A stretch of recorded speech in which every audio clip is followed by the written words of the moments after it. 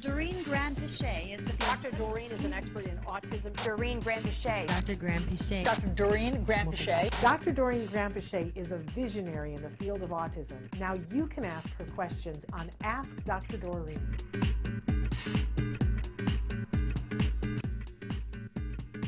Now, Dad had written into me a couple of days ago, and I can't find the email, but he wrote in and said that his 3-year-old has been diagnosed and is getting ABA, and we need to remind ourselves and everyone here that when Dr. Granpeesheh talks about getting ABA, she's talking about good quality ABA and the right intensity.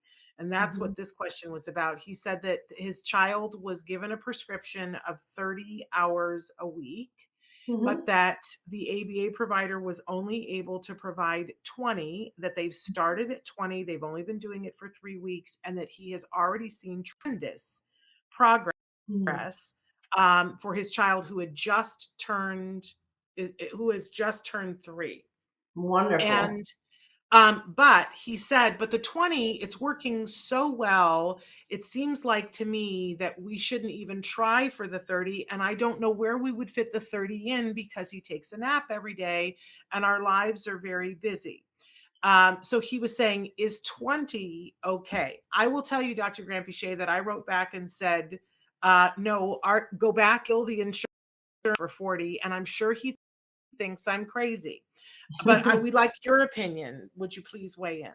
Yeah. So, I'll agree with you. And it's hard always when I haven't seen the child, because some children learn at such a rapid pace that, you never know, 20 might work for them.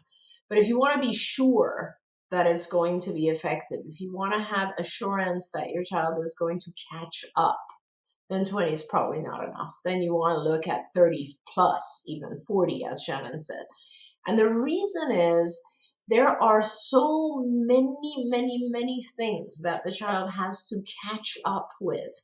Because remember, the whole concept of ABA is not just to teach the child to not use challenging behaviors to communicate. The number one thing that parents think is ABA is all about challenging behavior. It's really not. That's like the first 6 months where we teach the child your challenging behavior doesn't work anymore. But the rest of it is about, okay, so how to actually communicate. So it's all about skill teaching. And that is incredibly important. And there are so many skills that a typical, let's say, 4-year-old or 5-year-old can do that we have to teach. So you look at your child who's 3, and perhaps they're functioning at like the level of, let's say, a 1.5-year-old, which is typically when I start a 3-year-old, that's what I'm seeing. So they have skills that are of the age level of about 18 months. And now I need to teach them everything that they need to learn to get to, let's say, a 4-year-old level. And I have a year because my child's 3. So now I have to do intensive teaching. And hopefully by the time they're 4, now they're functioning more like a 2.5, 3-year-old. And by the time they're 5, I've accelerated that. And I'm now they're functioning more like a 4.5-year-old. And by the time they're 6, they're functioning like a 6-year-old. So the goal is to catch up the mental age to the chronological age. And that's a lot of work, If I could show you guys skills, and all the skills that we've written down, these are all the curriculum that we wrote for CARD.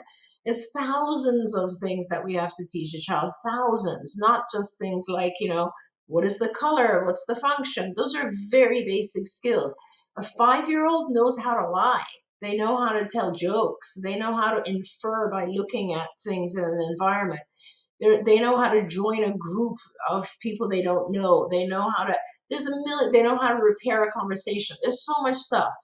And so that's why it becomes very important to teach them, I'll be honest, guys, the original studies that showed that ABA works were way more than 40 hours. It was, in fact, if you look at the original Lobos study, which was the first study that I participated in, which we published in 1987, it literally said all waking hours. Never said 40 hours. It said all waking hours. The reason that we were requesting 40 hours is because that was the time the parent was working.